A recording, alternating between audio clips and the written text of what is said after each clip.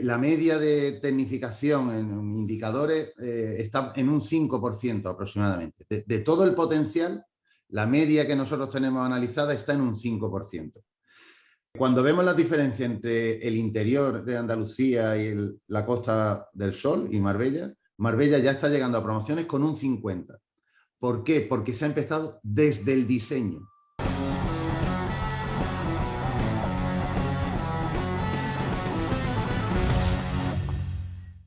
Pues soy Víctor Moreno, soy fundador de TrueTalk, una empresa empeñada en situar el nivel de la tecnología a la altura de las necesidades de la vivienda.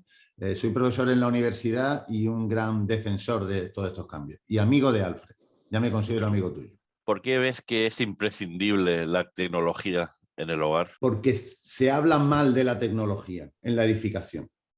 Nadie habla de la tecnología para las personas que viven en las casas. Y esto hay que cambiarlo. Se habla de la tecnología en el proceso de venta, se habla de la tecnología en el proceso de diseño, la tecnología en el proceso de construcción, pero nadie está beneficiando con la tecnología al usuario final, al comprador, al habitante de la casa. Por eso hay que hablar más de tecnología para la vivienda y para el propietario. Se están mezclando muchos términos, tecnologías de telefonía, tecnologías de ordenadores, se mezclan con tecnología de las casas. La tecnología de la casa, estamos hablando de tecnología que la haga más práctica para el estilo de vida actual y para las necesidades inmediatas en el futuro. Esa es la tecnología que estamos hablando. No hablamos de comprar servilletas hablando con un asistente, que está muy bien, pero eso no es tecnología para la casa. Hablamos de tecnología que reduzcan los consumos de la vivienda, pero que a la vez permitan los nuevos estilos de vida, que sepamos lo que pasa en nuestra casa cuando no estamos en ella, que sintamos seguridad con las conexiones digitales de nuestras casas, que la climatización no nos suponga un despilfarro de energía, que al alquilar una vivienda no sea una vivienda que no tenga esas comodidades que quisiéramos para nosotros, y sobre todo hablamos de viviendas que sepan gestionar los recursos, la energía no solo que consumen, sino la que están obligadas a producir, de lo que tanto hemos hablado. Pero hablamos de tecnologías prácticas para el hogar. Después se habla mucho de tecnología en términos genéricos. Perfecto, Alexa es una gran tecnología, Google Home, Apple, pero ¿cómo se sitúa eso en tierra? ¿Cómo se materializa en la vivienda? Porque se puede hacer. Sin embargo, seguimos poniendo las casas llenas de cables para encender bombillas, con el coste y con la dificultad que eso tiene. O seguimos obligando a dar un botón y a tener el miedo de, si no le hemos dado el botón, que el aire acondicionado se quede encendido, o un brasero en casa de personas con 70 años, con la inseguridad que eso produce. Esa es la tecnología que requiere la vivienda. Y a esa es a la que yo me refiero.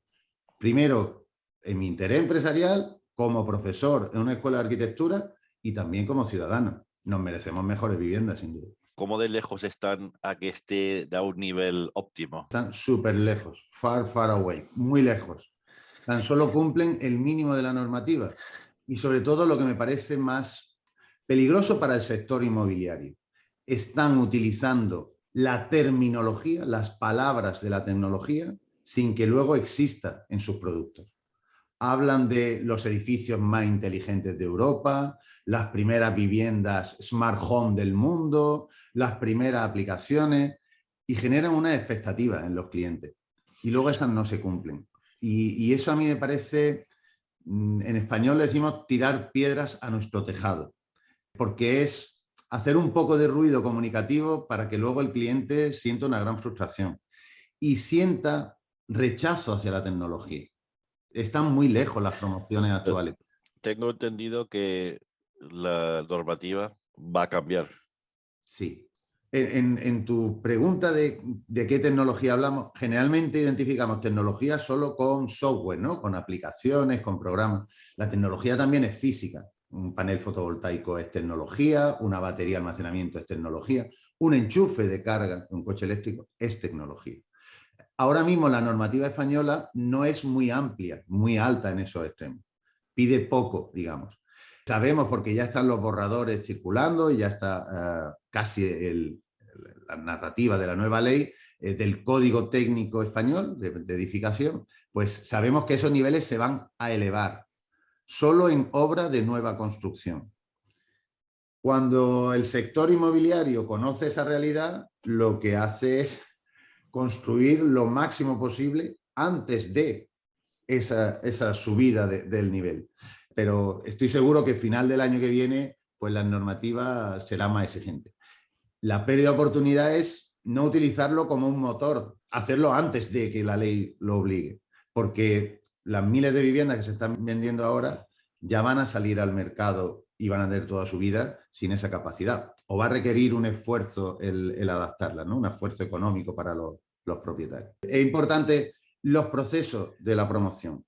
Si en la promoción no introducimos esto como un valor y lo consideramos solo como un gasto, ya empezamos mal, muy mal. La media de tecnificación en indicadores está en un 5% aproximadamente. De todo el potencial, la media que nosotros tenemos analizada está en un 5%.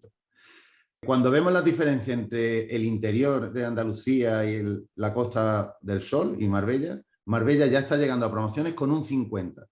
¿Por qué? Porque se ha empezado desde el diseño. Ya en el diseño de la promoción se ha incorporado esta capa digital, en la promoción se ha incorporado y en la construcción se ha incorporado.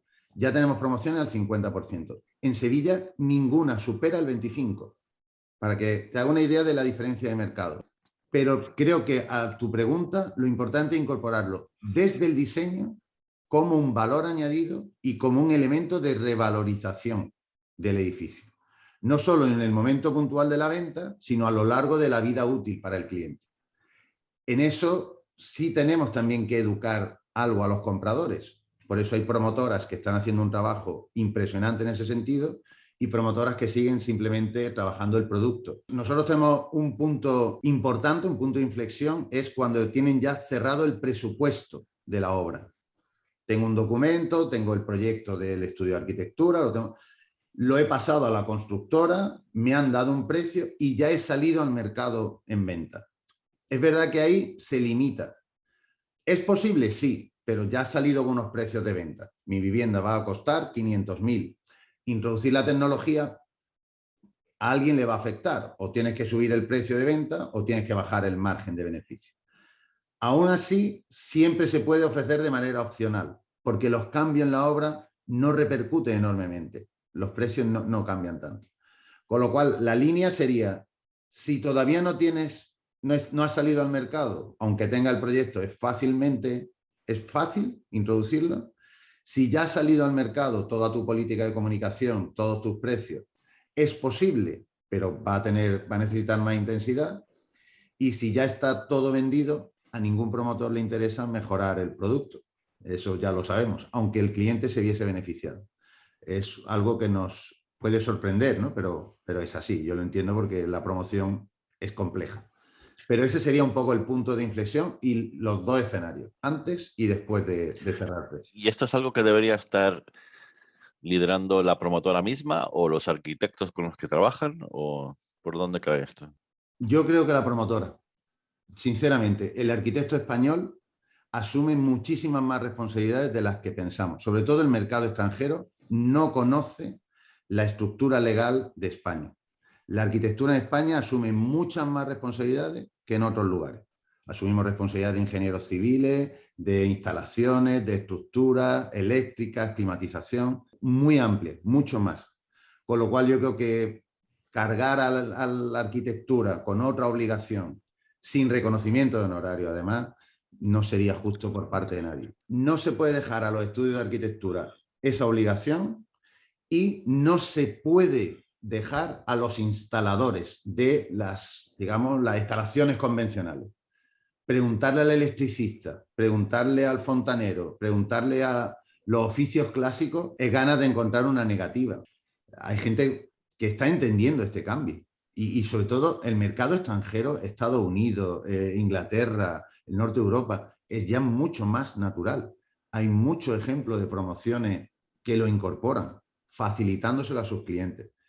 Es muy triste que un cliente tenga que comprar un videoportero para colocarlo en su puerta, que le suene en el móvil, después de haber pagado 600.000 euros por una vivienda o 1 millón o los precios que queramos hablar, ¿no? A mí me parece un poco triste.